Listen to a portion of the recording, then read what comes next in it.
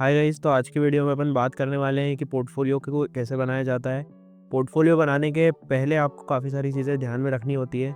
तो काफ़ी सारे लोगों का ये डाउट रहता है कि पोर्टफोलियो बनाने के लिए हमें किन किन पॉइंट्स का ध्यान रखना पड़ता है और कैसे इस चीज़ को अप्रोच करें ताकि सारी चीज़ें कवर हो पाए।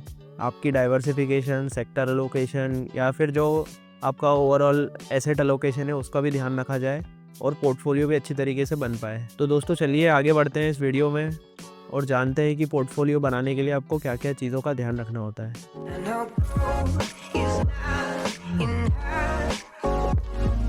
आगे बढ़ने से पहले दोस्तों मैं आपको याद दिलाना चाहता हूँ कि अगर आपको ये वीडियो पसंद आ रही हो, आपने मेरी पुरानी सारी वीडियोस देखी हो, तो आप इस चैनल को ज़रूर सब्सक्राइब करें, लाइक करें इस वीडियो को, इस चैनल को सपोर्ट करें ताकि आगे आने वाले समय में भी कुछ अच्छा कंटेंट हम आपके लिए लेके आ सकें। तो दोस्तों सबसे पहले बात करते हैं डाइवर्सिफिकेशन वर्सेस ओवर डाइवर्सिफिकेशन। तो जो डाइवर्सिफिकेशन है वो काफ़ी ज़्यादा इंपॉर्टेंट हो जाता है आपके किसी भी पोर्टफोलियो को बनाने के लिए।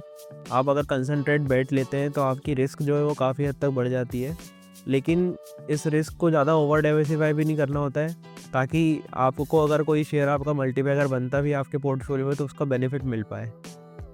जैसे कि फॉर एग्जांपल आपके पोर्टफोलियो में अगर 40, 50, 60 स्टॉक्स हैं या उससे भी कई ज़्यादा स्टॉक्स हैं, तो अगर उनमें से किसी 1, 2 या 3 स्टॉक डबल या ट्रिपल भी हो गए तो ओवरऑल पोर्टफोलियो के लेवल पे आपको बहुत कम उसका इफ़ेक्ट देखने को मिलेगा। लेकिन जो बेस्ट डाइवर्सिफिकेशन है उसकी अगर बात करी जाए तो वो कम से कम 25 से 30 स्टॉक्स के बीच में होता है, जिसके अंदर आपको ओवरऑल सेक्टर का डाइवर्सिफिकेशन या फिर स्टॉक का डाइवर्सिफिकेशन भी मिल जाता है। साथ ही साथ आपका ओवर डाइवर्सिफिकेशन की स्थिति भी पैदा नहीं होती है, क्योंकि अगर उसमें से किसी 1 या 2 स्टॉक्स आपके डबल ट्रिपल भी होते हैं तो ओवरऑल पोर्टफोलियो लेवल पे वो काफ़ी सिग्निफिकेंट आपका जो आरओआई है वो जनरेट करके देते हैं। अब इसमें एक दोस्तों बहुत सारी डिबेट आती है कि जो आजकल दुनिया में लोग हैं वो ज़्यादातर ओवर कंसंट्रेशन से ही अमीर बन पाए हैं, लेकिन दोस्तों ये सही नहीं है। आपको इसमें फ़र्क करना पड़ेगा ओनर और इन्वेस्टर में। अगर कोई कंपनी का ओनर है, जैसे फॉर एग्जांपल डीमार्ट के ओनर है राधा कृष्ण दमानी जी, तो वो उस कंपनी के ओनर हैं, इसलिए मेजॉरिटी ऑफ द स्टेक्स उनके पास है और उससे उनकी वेल्थ सबसे ज़्यादा बड़ी है।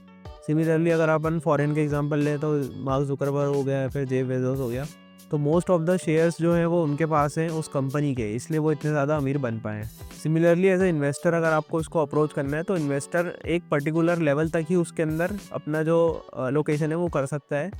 अगर वो उससे ज़्यादा ओवर अलोकेशन करता है तो जो डाइवर्सिफिकेशन का बेनिफिट है या फिर मल्टीपल सेक्टर्स के अंदर जाने का जो डाइवर्सिफिकेशन का बेनिफिट मिलता है वो उसको नहीं मिल पाएगा। तो इस चीज़ को अपने को पहले पॉइंट में ध्यान रखना है। दोस्तों दूसरी सबसे बड़ी चीज़ आती है कि आपको उसको ट्रैकिंग करने में कितनी हेल्प मिल रही है। सो फॉर एग्जांपल अगर आपके पोर्टफोलियो में काफ़ी सारे स्टॉक्स हैं और आप उनको ट्रैक ही नहीं कर पा रहे तो कोई पॉइंट नहीं है इतने सारे स्टॉक्स रखने का। तो कम से कम इतने स्टॉक्स रखिए कि आप उसको अच्छे से ट्रैक कर पाएँ और जान पाएँ कि आप इन कंपनीज़ के अंदर क्या-क्या चल रहा है या फिर क्या प्रोसीडिंग्स हो रही है, उनके रिजल्ट्स क्वार्टरली क्या आ रहे हैं वो ट्रैक कर पाएँ, उनकी कॉन कॉल पढ़ पाएँ और आपको उसके अकॉर्डिंग कुछ उसके अंदर चेंजेस करने हैं, चर्निंग करनी है तो वो आप कर पाएँ। दोस्तों अगला सबसे बड़ा पॉइंट ये आता है कि आप जिन भी शेयर्स के अंदर इन्वेस्ट कर रहे हैं उससे आपको अल्फ़ा निकालना है।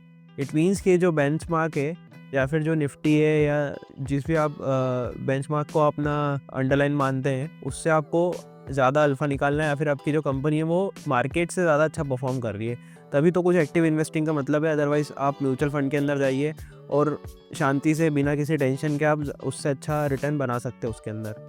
सो ये एक अच्छी चीज़ होती है कि अगर आप इंडिविजुअल स्टॉक्स के अंदर इन्वेस्ट करने जा रहे हैं तो आपको अल्फ़ा जो जनरेट करना है वो आप कर पा रहे हैं या नहीं कर पा रहे हैं। एक्सआईआरआर जो है वो मार्केट से ज़्यादा होनी चाहिए आपकी, अदरवाइज़ कोई पॉइंट नहीं है। आप म्यूचुअल फंड के अंदर जाइए और शांति से उस चीज़ के ऊपर निश्चिंत होकर बैठ सकते हैं ताकि फंड मैनेजर जो है वो सारी चीज़ों को हैंडल करेगा। तो इसका जो अगर सॉल्यूशन देखा जाए तो कभी भी आपको सारा जो पैसा है वो डायरेक्ट स्टॉक्स के अंदर नहीं डालना चाहिए। कुछ पैसे को, कुछ पोर्शंस को आप म्यूचुअल फंड के अंदर लगाइए, कुछ को आप डायरेक्टली हैंडल कर सकते हैं, चाहे वो 5% हो, 10% हो आपके ओवरऑल कैपिटल का। लेकिन आपको इस चीज़ को ब्रेक नहीं करना है, क्योंकि अगर आपका ये हार्ड अर्न मनी है और आप इसके ऊपर रिस्क नहीं ले सकते कि आने वाले टाइम में ये ग्रो होगा या नहीं होगा, या फिर आप उसको ट्राई एंड एरर करके देख रहे हैं कि अगर आने वाले टाइम में इसको अपन ग्रो कर सकते हैं या नहीं कर सकते हैं। सो छोटे अमाउंट से आप चालू करिए इंडिविजुअल स्टॉक्स में और उसको ट्राई करिए कि अगर वो ग्रो हो पा रहा है या नहीं हो पा रहा है। अगर नहीं हो पा रहा है तो उसको वापस से आप एमएफ में स्विच करिए और रेस्ट ऑफ द अमाउंट जो है आपका मेजॉरिटी 80% वो आपको म्यूचुअल फंड के अंदर ही लगाना चाहिए, क्योंकि डे टू डे काम करते टाइम आपको इतना ज़्यादा स्टॉक्स या फिर इंडिविजुअल शेयर्स के अंदर एनालिसिस करने का टाइम नहीं मिल पाता है। तो बेटर यही होगा कि आप अपन म्यूचुअल फंड के थ्रू जाएँ और बाकी के जो डायरेक्ट स्टॉक्स है उसको अपन कम पोर्टफोलियो एलोकेशन के साथ ट्राई करें कि अपन उसके अंदर अच्छा कर पा रहे हैं या नहीं कर पा रहे हैं। अगली सबसे इम्पॉर्टेंट चीज़ आती है दोस्तों कि जो शेयर आपने देखा, कहीं पे पढ़ा या फिर कहीं न्यूज़ में देखा, उसको अपन बाय कर लेते हैं। अपन उसके अंदर कुछ रिसर्च नहीं कर रहे थे कि ये जो कंपनी है या ये जो सेक्टर है, ये ग्रोइंग सेक्टर है या नहीं है, ये अंडर परफॉर्म कर रहा है या इसके इस सेक्टर के अंदर टेलविंड है या हेडविंड है। तो ये सब चीज़ों का आपको ध्यान रखना पड़ेगा। फॉर एग्जांपल अगर आज की अपन बात करें तो जो ऑटो एंसिलरी कंपनीज़ है या ऑटो कंपनीज़ है, उसके अंदर काफ़ी अच्छे ग्रोथ प्रॉस्पेक्ट दिख रहे हैं आने वाले 2 साल के अंदर, क्योंकि जो डिमांड है जीएसटी कट की वजह से या फिर जो केपेक्स हो रहे हैं इंडस्ट्री के अंदर उसकी वजह से वो काफ़ी अच्छे हैं। बैंक से हो गए, एनबीएफसी हो गए, तो ये सारे टेलविंड सेक्टर्स आज की डेट में हैं। और अगर अपन हेडविंड वाले सेक्टर के अंदर चले जाते हैं तो उसके अंदर कोई गारंटी नहीं होती है कि आपका पैसा आज बनेगा, कल बनेगा, या फिर आपको कितना उसके अंदर लंबा इंतज़ार करना हो सकता है। इससे अच्छा तो यही है कि अगर आपको साइकिल्स की नॉलेज नहीं है तो आप डायरेक्टली म्यूचुअल फंड के थ्रू जाइए और उसके अंदर अपने फंड मैनेजर के ऊपर ये चीज़ छोड़िए कि कब उसको वो चीज़ बाय करनी है या कब उसको सेल करनी है।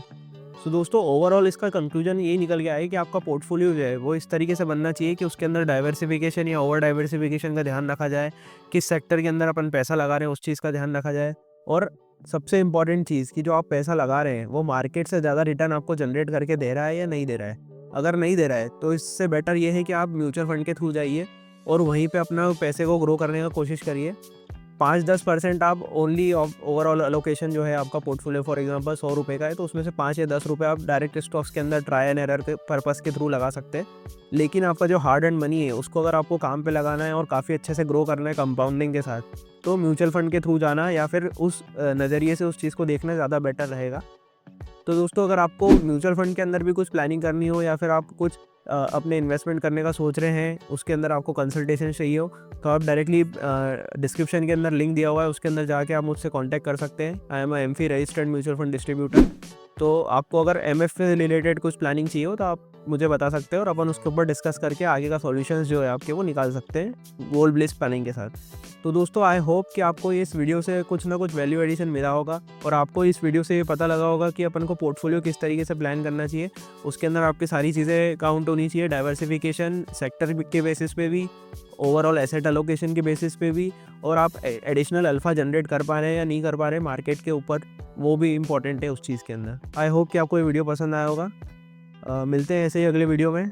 जब तक के लिए थैंक्स फॉर वॉचिंग।